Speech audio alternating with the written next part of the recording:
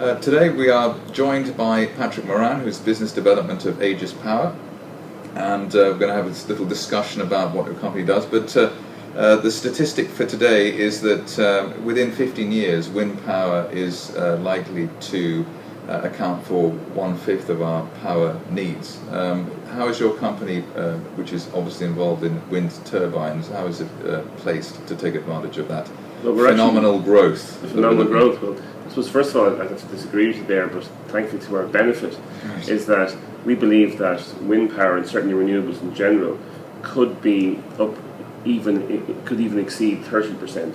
If you look at countries like Germany, they are currently at 50% renewables, and that's having the fact that they've shut down a number of their nuclear plants following Fukushima.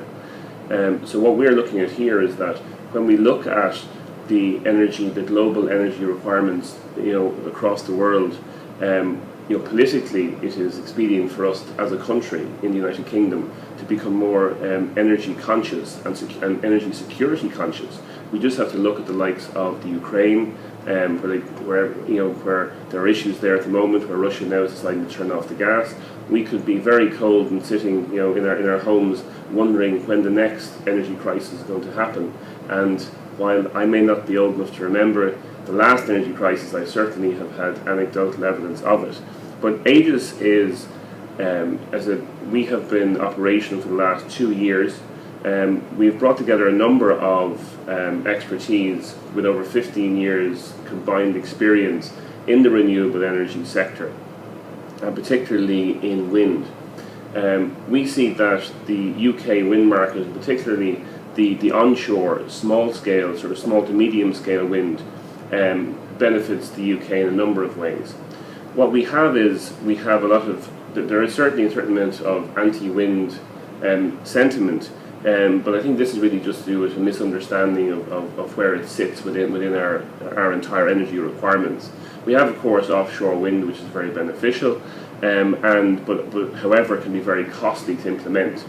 Aegis Power is both a manufacturer of its own wind turbines, the small scale to medium scale, 225 kilowatts. They're about 100-foot, single turbines, and therefore you don't have this massive sprawl of wind farms.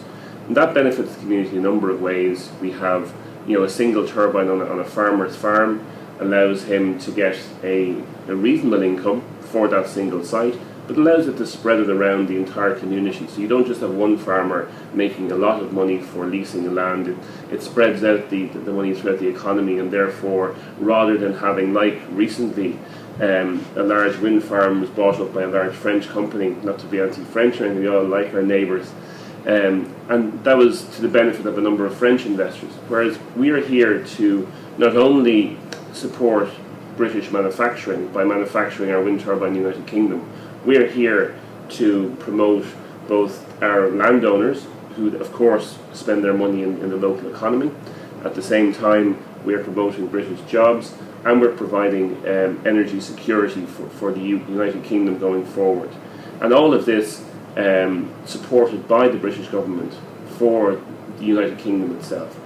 So what we have is, we issue our own bonds, we look after our own funding, we look after our own site finding, and then of course having that control over the chain, it allows us to be able to have, as I said, complete control over what we do, when we do it, rather than being dependent on external companies. So we have an estimated pipeline of around 200 million. We're currently in the initial build stage. Our first 4 turbines have actually just come off the assembly line. They will be up and operational probably within the next 6 to 8 weeks. And that's another advantage of our company, being this small to medium scale wind.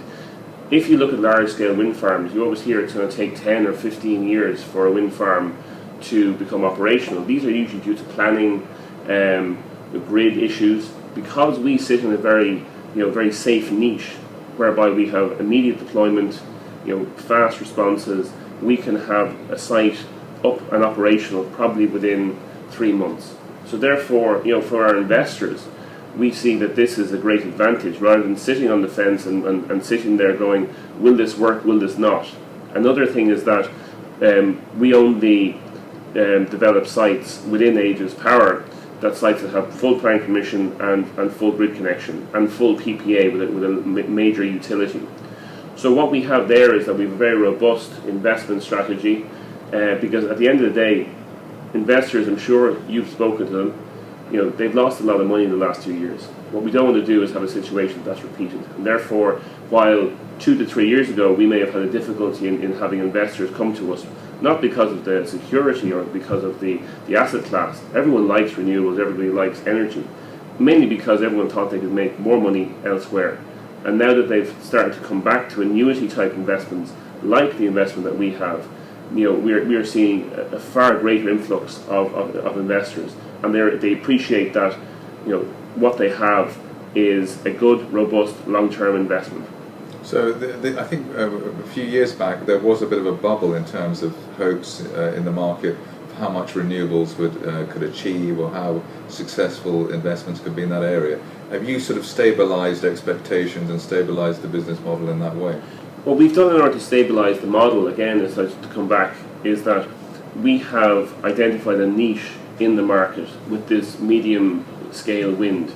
Certainly there are uncertainties regarding offshore large-scale wind farms, mainly because of community objections to those, because you have developers out there who are speculating on large-scale wind farms, trying to make a good, decent investment. You're talking about maybe a few hundred million. We've spread our portfolio over maybe 200 turbines, but individually placed around the country. So what we have there is that we don't have massive expenses in transporting very large turbines around the country. You can sit part of our turbines on the back of a normal 40-foot lorry, and therefore you've got less disruption to communities. They're seen almost just as a single turbine on a hill.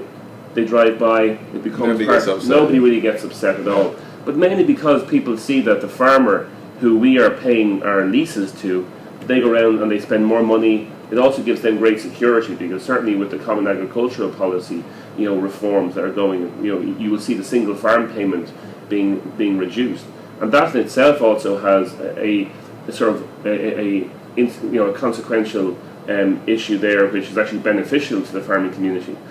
We see a massive issue regarding food security. We need to support our farmers. We need to make sure that we're not dependent on other exports which are being brought into our country, which we could actually grow or farm in this country.